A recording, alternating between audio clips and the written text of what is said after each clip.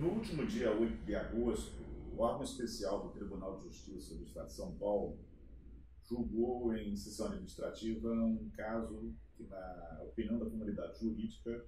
é da maior importância para a cidadania, especialmente porque toca na garantia dos jurisdicionados relativamente à independência dos juízes.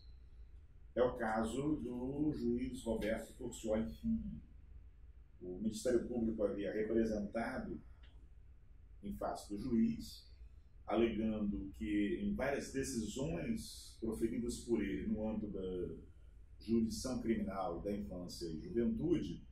o magistrado havia aplicado entendimentos indicando uma parcialidade em desfavor da acusação, uma parcialidade em favor das pessoas sujeitas aos procedimentos criminais e de infância e juventude. Este tema chega ao órgão especial do Tribunal de Justiça do Estado de São Paulo por meio do endosso da representação pela Corregedoria Geral de Justiça de São Paulo e, finalmente, como eu disse, no dia 8 de agosto, próximo passado, há o julgamento e o magistrado, por maioria, recebe a penalidade de censura. É, como parece evidente, um tema que transcende as questões administrativas ou internas do Tribunal de Justiça do Estado de São Paulo e afeta todos nós, porque é indicativo de um controle administrativo sobre o exercício de uma atividade jurisdicional que deve ser exercitada com independência por todos os juízes integrantes dos diversos órgãos judiciários brasileiros. E eu não vou falar de todas as questões que ficaram decididas ou serviram de base para a decisão por maioria do órgão especial do Tribunal de Justiça, mas vou me dedicar a uma delas, que me parece que chama mais atenção pelo aspecto do julgamento, da ênfase dos julgadores relativamente a ela, e porque toca em garantias constitucionais e garantias convencionais, garantias previstas em pactos internacionais, que temos todos nós, penso eu, o dever de zelar. Portanto, eu vou me limitar aqui a uma rapidíssima análise do fato que foi objeto de uma decisão no plantão judiciário do dia 1º de abril de 2016. Naquela oportunidade, a autoridade policial ela leva ao conhecimento do juiz do plantão, Roberto Porcioli Filho, a notícia da prisão em flagrante de 2 pessoas. Essas 2 pessoas tinham sido observadas por alguns minutos por policiais que já tinham a informação de que estes 2 indivíduos eram suspeitos da prática de tráfico de drogas, e em seguida dessa observação, as 2 pessoas são abordadas pelos policiais e são presas, tendo consigo uma quantidade bastante expressiva de maconha. A prisão, então, é comunicada ao juiz Roberto Porcioli no plantão judiciário, e o juiz, após analisar os depoimentos dos condutores, os depoimentos das testemunhas e as circunstâncias da prisão, e tendo constatado que aquelas pessoas presas não haviam sido submetidas à audiência de custódia, não tinham sido imediatamente apresentadas à autoridade, conforme determina o Pacto de São José da Costa Rica, resolve proferir uma decisão relaxando a prisão dos 2 indivíduos. A decisão do juiz Roberto Porcioli Filho não está fundamentada exclusivamente na violação à regra do Pacto de São José da Costa Rica, que, como eu disse, ordena a imediata apresentação dos presos à autoridade judiciária, mas também o reconhecimento de que o procedimento policial era pelo menos estranho, na medida em que eu analisei esses depoimentos no auto de prisão flagrante, estão aqui comigo, na medida em que esses lacônicos depoimentos dos policiais informavam uma notícia prévia, dando conta do encontro entre os 2 indivíduos que poderiam estar traficando drogas. E não tem nenhum tipo de informação adicional sobre a fonte dessas notícias. Afinal de contas, quem disse aos policiais que aquelas 2 pessoas eram suspeitas de tráfico de drogas, que eles se encontrariam naquele dia, naquela hora, naquele local, com uma quantidade significativa de drogas, permitindo uma tocaia e, depois de aproximadamente 30 minutos, uma intervenção e a prisão daquelas duas pessoas. Isso não é esclarecido. O juiz Roberto Consuelo Filho entende, portanto, na sua decisão, que essa situação causa estranhamento, palavras dele, os depoimentos são absolutamente vagos e não se cumpre aqui com um requisito que a lei processual penal estabelece, que é a fundada razão para a busca pessoal. Na opinião do magistrado, não há esta fundada razão para a busca pessoal e, portanto, a prisão também, por isso, deve ser relaxada. Foram esses dois fundamentos que levaram ao relaxamento da prisão. Este caso teve uma grande repercussão porque o Pacto de São José da Costa Rica foi citado, grande repercussão por conta da exigência de uma base empírica mais consistente para a intervenção policial, para a busca pessoal e, portanto, consequentemente, para a legalidade daquela prisão em flagrante, e porque supõe aqui o Ministério Público, tudo isso estaria a indicar uma parcialidade do magistrado. Eu entendi destacar este caso porque me lembra muito um pouco a história do que tem sido a aplicação do Pacto de São José da Costa Rica, a implementação de garantias constitucionais previstas no nosso Pacto de 1988 em um contexto próprio das comunidades de tradição democrática. Há muita resistência a que direitos e garantias de pessoas suspeitas da prática de crimes sejam efetivamente respeitados. E uma parte dessa resistência se orienta que determinados casos deveriam ter um tratamento pelas autoridades públicas mais leniente, mais tolerante com a legalidade do que outros casos. As ilegalidades seriam toleradas dentro de determinados limites, porque se trataria de casos graves. Isso preocupa bastante. Eu começo dizendo que, em São Paulo mesmo, em 1994, o então juiz criminal Luiz Flávio Gomes publica uma obra que é considerada fundamental no direito processual penal brasileiro, que é o direito de apelar em liberdade, e que tem um significativo subtítulo, conforme a Constituição Federal e a Convenção Americana sobre Direitos Humanos. Em 1994, portanto,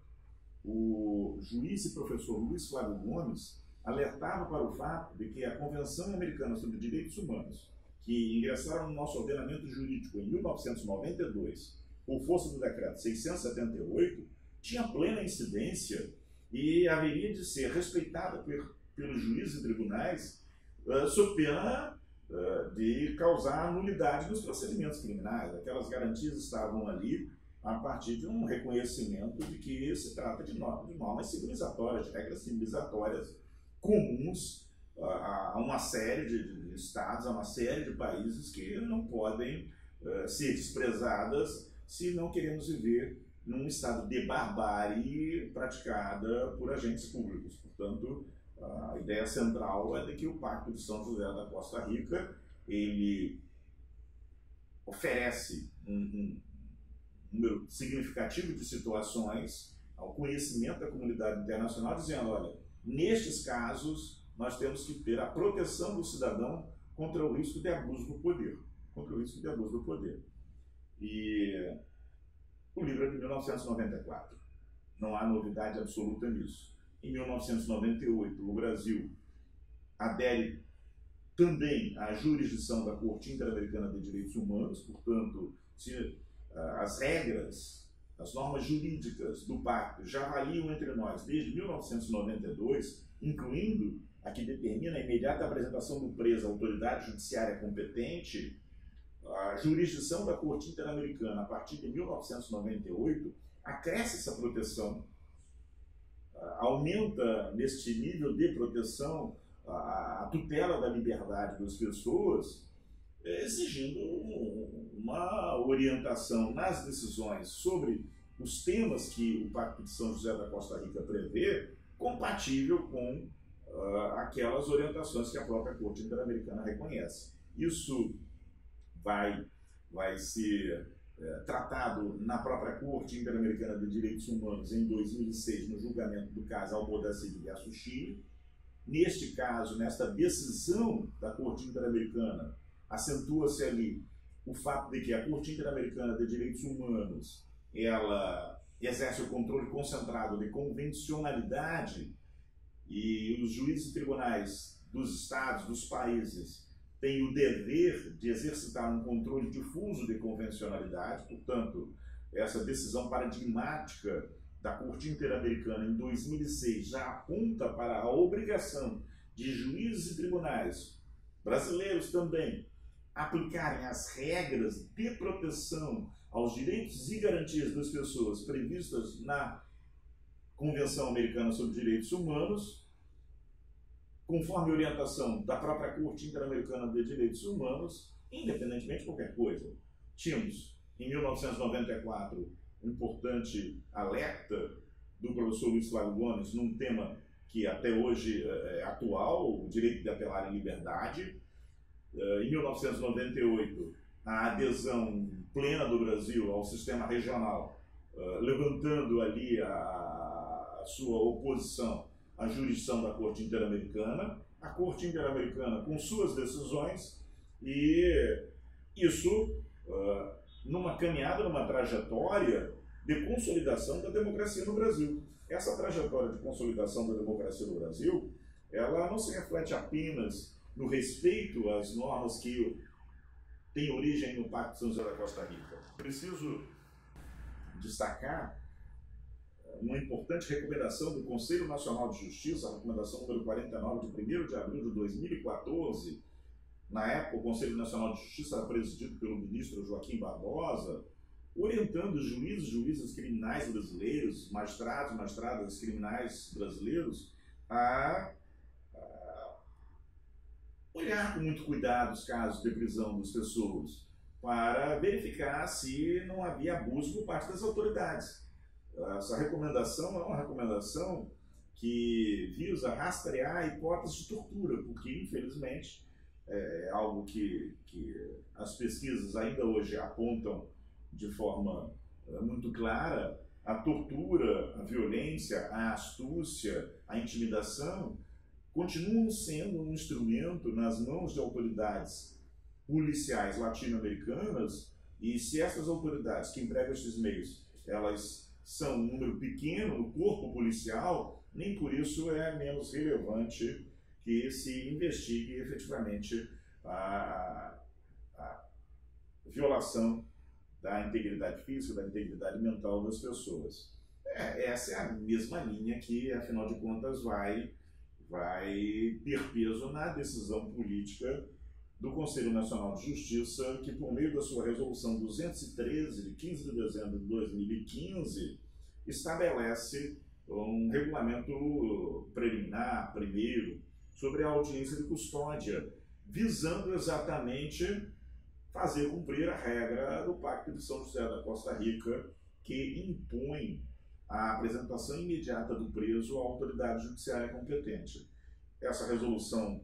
do Conselho Nacional de Justiça, ela só foi emitida em dezembro de 2015, depois que o Supremo Tribunal Federal entendeu, no julgamento de uma ação direta de inconstitucionalidade promovida pela Associação dos Delegados de Polícia, entendeu que as resoluções do gênero, ainda que de natureza administrativa, poderiam e deveriam regular a audiência de custódia, tutelando a integridade física e mental das pessoas num aspecto importante, num momento importante, tão delicado que é o momento da prisão. Essa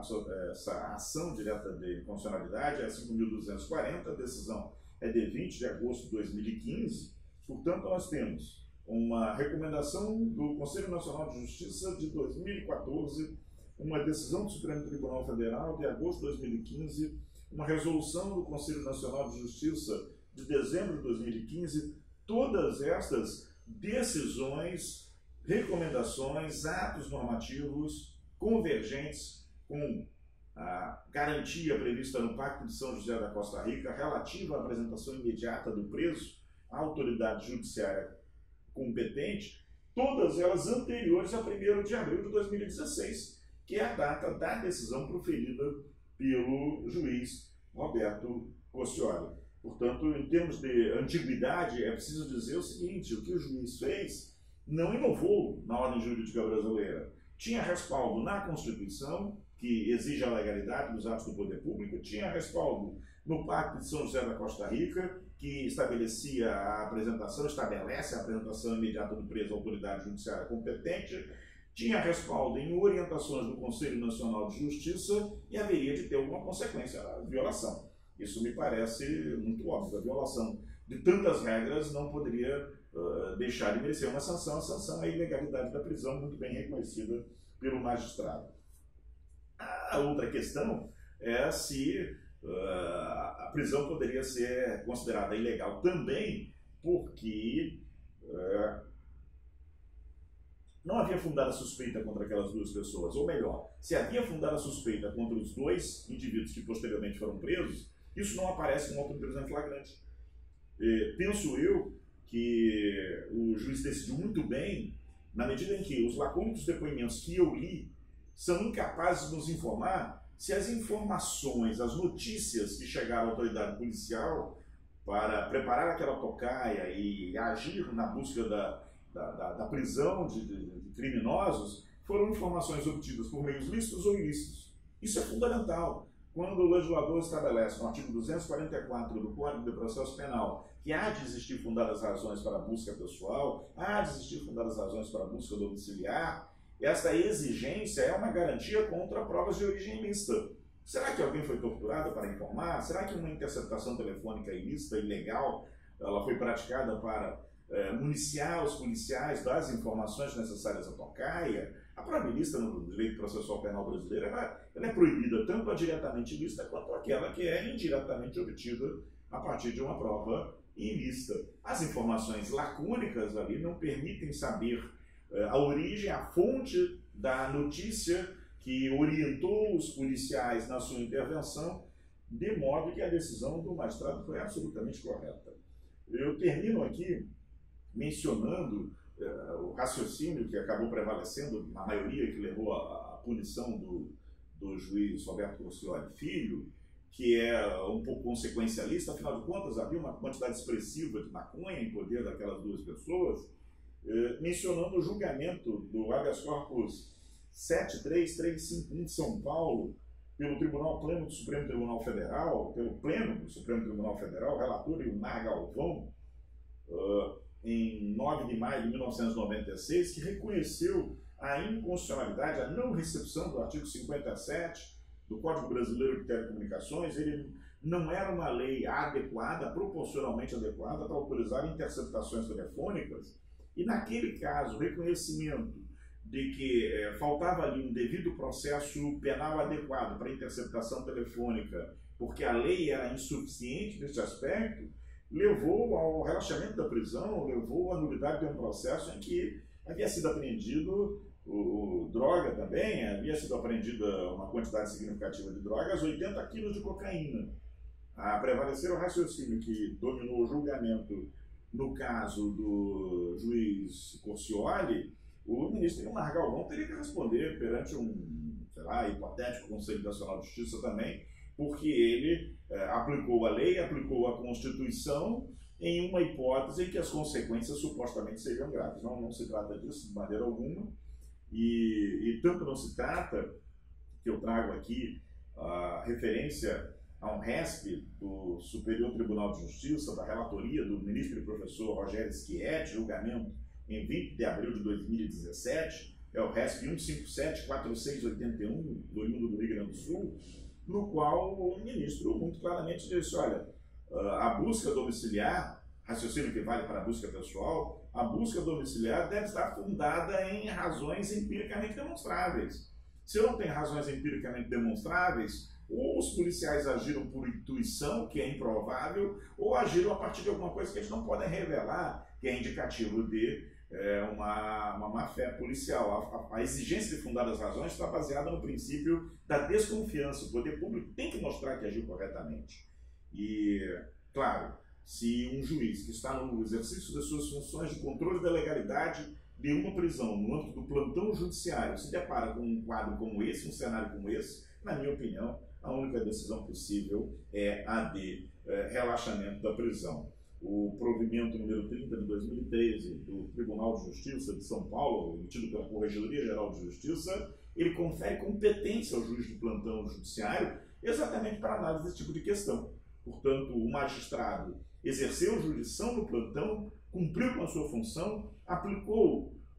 um diploma normativo em vigor no Brasil, conhecidamente desde 1992, sem dúvida alguma, regulamentado pelo Conselho Nacional de Justiça, aplicou de forma idêntica àquela que muitos juízes tribunais do Brasil vinham aplicando, e a reclamação do Ministério Público, portanto, me parece algo muito mais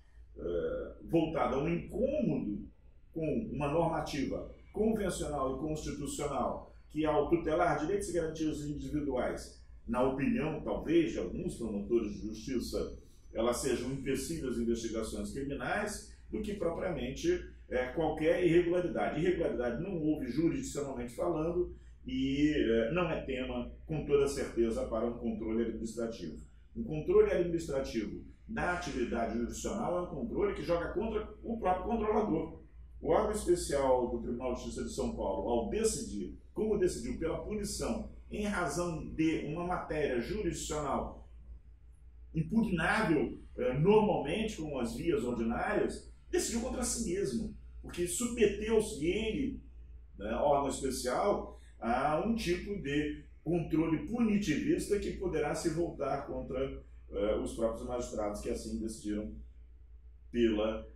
censura ao Roberto Corcioli Filho. Penso que é hora de colocarmos as coisas em termos mais serenos, reavaliarmos toda essa situação e restabelecermos a plena jurisdição do juiz Roberto Corcioli Filho, que não cometeu infração de natureza alguma.